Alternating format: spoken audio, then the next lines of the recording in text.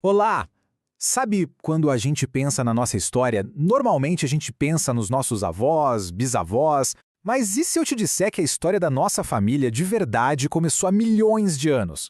Pois é, vamos fazer exatamente essa viagem no tempo hoje e tentar desvendar essa saga incrível da origem humana.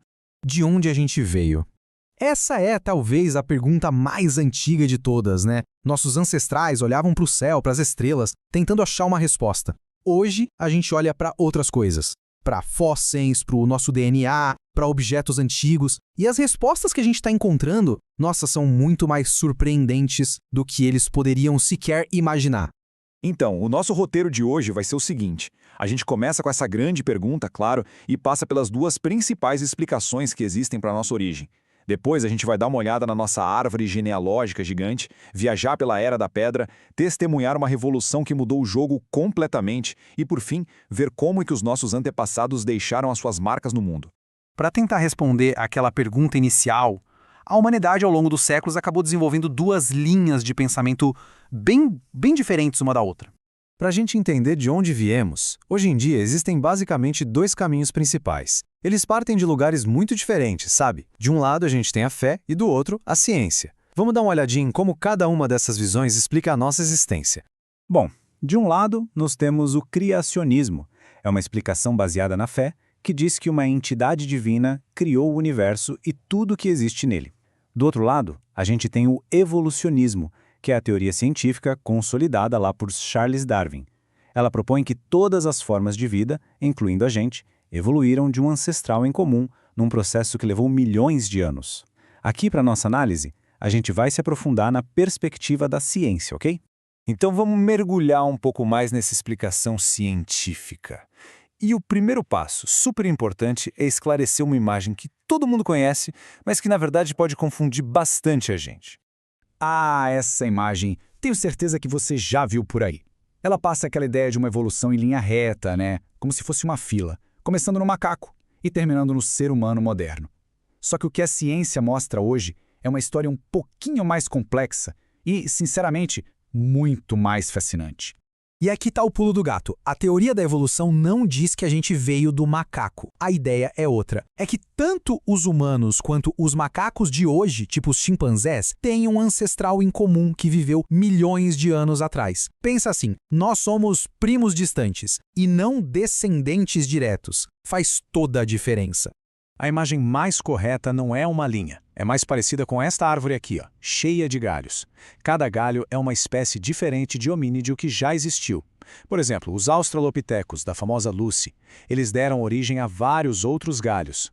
Muitos desses galhos, como os parantropos, foram tipo becos sem saída e acabaram extintos. O nosso próprio gênero, o Homo, teve vários irmãos que também não sobreviveram, tipo os neandertais. Nós, os Homo sapiens, somos só o último galinho que sobrou dessa árvore imensa. Certo.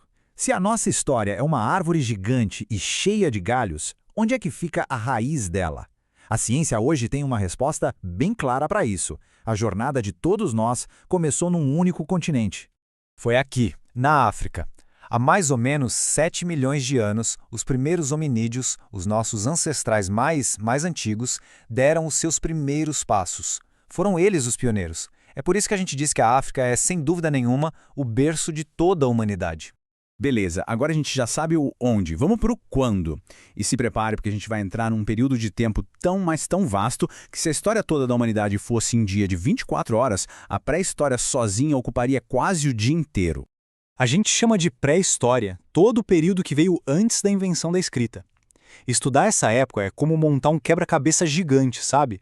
Só que sem ter a foto da caixa para ver como fica no final. A gente só tem as pecinhas, os vestígios que nossos ancestrais deixaram. E para facilitar o estudo desse tempo todo, os historiadores dividiram a pré-história em 3 grandes fases. O Paleolítico, que a gente também chama de Idade da Pedra Lascada, o Neolítico, ou Idade da Pedra Polida, e por fim, a Idade dos Metais. Vamos começar pelo comecinho, o Paleolítico. Tenta imaginar um mundo bem diferente, com grandes savanas e os grupos humanos sempre se movendo. Sem casa, sem endereço fixo, numa busca constante por comida e abrigo. A vida era uma luta pela sobrevivência todo santo dia. Então, a vida era basicamente essa. Os grupos eram nômades, viviam da caça de animais e da coleta do que a natureza oferecia, como frutas e sementes. E as ferramentas? Bom, eram bem simples, feitas de lascas de pedra e de ossos. Por isso o nome, né? Idade da Pedra Lascada.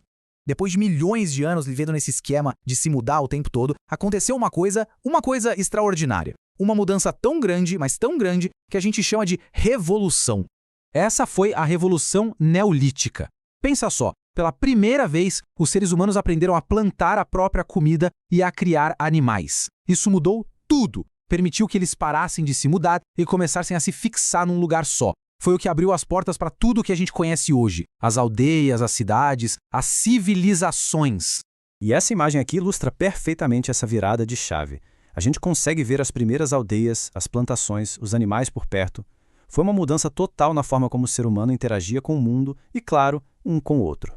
E essa vida nova, claro, exigia novas tecnologias. Aquelas ferramentas de pedra lascada, mais brutas, deram lugar a instrumentos polidos, mais especializados, perfeitos para colheita, para construir casas e para moldar esse novo mundo que estava nascendo.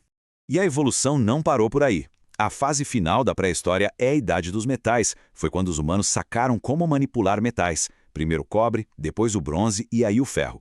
Isso permitiu criar ferramentas e armas muito mais fortes e eficientes.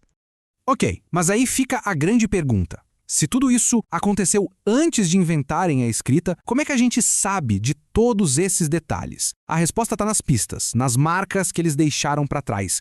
É aí que entra o trabalho de detetive dos arqueólogos e historiadores. Eles analisam fósseis para entender como o nosso corpo mudou. Restos de fogueiras mostram o que a gente comia. As ferramentas revelam o quão engenhosos nós éramos. E talvez o mais incrível, a arte que eles deixaram nas paredes das cavernas nos dá uma janelinha para a mente deles. E a gente termina com essa imagem que é simplesmente poderosa. Essas pinturas rupestres não são só desenhos bonitinhos de animais. Elas são as primeiras histórias da humanidade sendo contadas. Elas nos mostram o que era importante para eles, o que eles temiam, o que eles admiravam. E isso deixa a gente com uma última pergunta para pensar. Será que essa necessidade de contar histórias, de deixar uma marca, não é, no fim das contas, a característica que nos torna humanos?